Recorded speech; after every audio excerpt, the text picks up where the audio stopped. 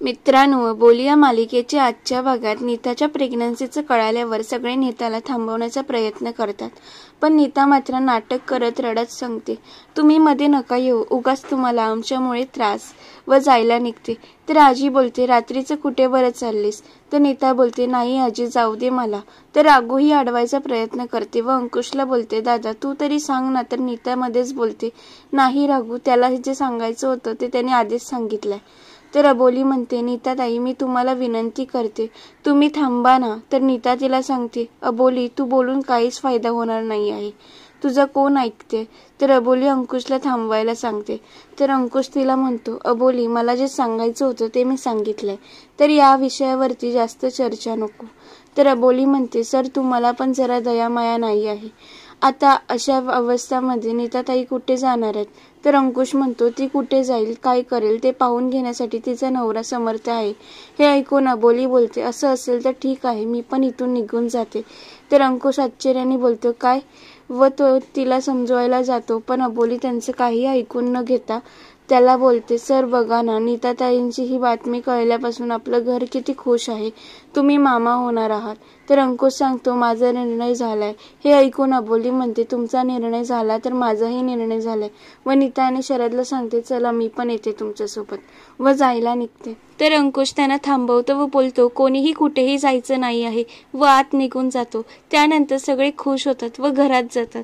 तर नीता आणि शरदचा प्लॅन काम केल्यामुळे ते दोघेही खूप खुश असतात व त्यांच्या खोलीत जाऊन ते नाचायलाच लागतात. त्यानंतर नीता शरदला सांगते, मी बोलले होते ना, आता या घरातील लोक, खास करून ती अबोलीच मला या घराच्या बाहेर जाण्यापासून थांबवेल. तर शरद बोलतो, मानलं तुला नीता.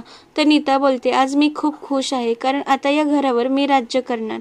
आता या घरातील सर्व लोक माझ्या तालावर नाचणार आहेत. तर शरद बोलतो, ते सर्व ठीक आहे, पण येत्या 3 महिन्यात पोट दिसलं पाहिजे. ते काय करणार? कारण आपल्याला हा खेळ 9 महिने 9 दिवस खेळायचा आहे. तर नीता काहीच बोलत नाही. दुसरीकडे रात्री अंकुश टॉवेल सुकत घालायला बाहेर येतो. तितक्यात अबोली तिथे येते व बोलते, सर सॉरी, मगाशी मी तुम्हाला सर्वांसमोर इतकं सर्व बोलली, म्हणजे नीताताईची बाजू घेतली, व विचारते, तुम्हाला राग आला असेल ना माझा? तर अंकुश बोलतो, इनफॅक्ट मला ते आवडलं. व बोलतो, खरं सांगू, आजीला, रमाला, राघूला, सर्वांना तेच हवं होतं. माझ्यामुळे ते काही बोलले नाही, पण तू व्यक्त झाली, त्यामुळे त्यांना जे हवं होतं ते घडलं. आणि बातमीच अशी आहे की या सगळ्या गोष्टी बाजूला ठेवायला हव्या. तर अबोली विचारते, म्हणजे सर तुम्ही मला माफ केलं ना? तर अंकुश सांगतो, तुम्हा सर्वांच्या मनासारखं घडलं ना, तर सोड आता हा विषय. तर अबोली त्याला सांगते, सर तुमच्या मनात नीताताईंबद्दल वाईट विचार येणं स्वाभाविक आहे, पण नीताताईंच्या चुकीची शिक्षा आपण त्यांच्या पोटात असलेल्या बाळाला का द्यायची? आणि मला खात्री आहे नीताताईंच्या आयुष्यात एवढी चांगली आणि आनंदाची बातमी आली आहे की नीताताई आता चुकीचा विचार करणारच नाही. तर अंकुश बोलतो, अबोली काय आहे ना, आपण चांगलं असलो की आपल्याला सर्व जग चांगलं दिसतं, आणि तू चांगली आहेस, त्यामुळे कोणाच्या मनात वाईट विचार येतील असं तुला वाटतच नाही. व गुड नाईट बोलून तिथून निघून जातो. तर दुसरीकडे नीता शरदला सांगते, आत्ताशी नाटकाला सुरुवात झाली आहे, अजून 3 महिने आहेत आपल्याकडे. त्याच्या आधीच त्या अबोलीची हक्कलपट्टी होते का नाही ते बघा, त्यानंतर त्या अंकुशची पण. तर शरद बोलतो, मूर्खासारखं काही बोलू नको. तर नीता सांगते, ज्यांनी माझा इतका अपमान केला त्याला मी इतक्या सहजासहजी नाही सोडणार. तर शरद बोलतो, नाही तर काय, त्यांनी आपल्याला 2 दिवसात बाहेर जायला सांगितलं. व बोलतो, तुझे हे नाटक मला काही पटलेले नाही, पण 3 महिन्यानंतर सगळ्यांना समजेल, तेव्हा तुझ्यासोबत मलाही उत्तरं द्यावी लागणार आहेत. तर नीता बोलते, नका हो तुम्ही एवढं टेन्शन घेऊ, इतक्या मेहनतीने ही बाजी जिंकली आहे आपण. तर दुसऱ्या दिवशी रमा नीतासाठी चहा घेऊन तिच्या खोलीत येते व तिला उठवून बसवते. त्यानंतर नीता चहा पिणार तेवढ्यात आजी येते व बोलते, रमा तुला काय सांगितलं, तिला चहा देऊ नको ना? तर रमा ते ऐकून म्हणते, हो हो, व नीताच्या हातातील कप काढून घेते व सांगते, आता 2 टाइम तू दूधच पियायचं. तर शरद मनात बोलतो, अरे वा नीता, तू तर कमाल केली, काल जे लोक तुला घराबाहेर काढत होते आज तेच लोक तुझी सेवा करतायत. तर रमा नीताला बोलते, नीता आता जे पण काही घडून गेलं ते विसरून जायचं, तू आता टेन्शन घ्यायचं नाही, काही हवं नको ते फक्त सांगायचं, आम्ही देऊ तुला. तर आजी रमाला बोलते, तिचे आता खाण्यापिण्याच्या वेळा सांभाळायला हव्या व नीताला सांगते, आता ना तुला मी नाश्त्याला लापसी करून देते. तर नीता होकार देते व रमाला बोलते, आई आजच्या दिवस मला चहा दे ना. तर रमा आजीला विचारते, तर आजी बोलते, फक्त आजच्या दिवस. त्यानंतर आजी व रमा तिथून निघून जातात. तर नीता शरदला बोलते, बघितलंस, एका छोट्याशा न्यूजने आपलं पारडं जड होत चाललंय. तर शरद बोलतो, हां खरंय. तर दुसरीकडे बाहेर अबोली काहीतरी लिहत असते. तितक्यात आजी येते व तिला विचारते, काय चाललंय? तर अबोली बोलते, आजी मी भाजी आणायला चाललीये. काही आणायचं आहे का? तर आजी सांगते, 2 चवळीची पालेभाजी आण आणि 1 मेथीची जोडी. तर अबोली उठते आणि आजीला सांगते, तू नीताताईंना सांग आता त्यांनी पालेभाजी खायला पाहिजे. व बोलते, मला पालकाचं सूप खूप छान बनवता येतं. मी बनवेन आणि देईन त्यांना. तर आजी बोलते, त्या दिवशी ती तुला इतकी बोलली पण तू मात्र तिचीच काळजी करतेस. तर आजी बोलते, आता देव माझ्यावर कधी कृपा करतोय आणि तुला बाहेरचं घरात कधी घेतोय काय माहिती. तर अबोली बोलते, आजी लवकरच घेईल गो, तू आहेस ना माझ्यासोबत. त्यानंतर ती भाजी घ्यायला जाते. तर आतमध्ये नीता रमाला बोलते, आई माझ्यासाठी उपमा करतेस का ग? खूप खावासा वाटतोय.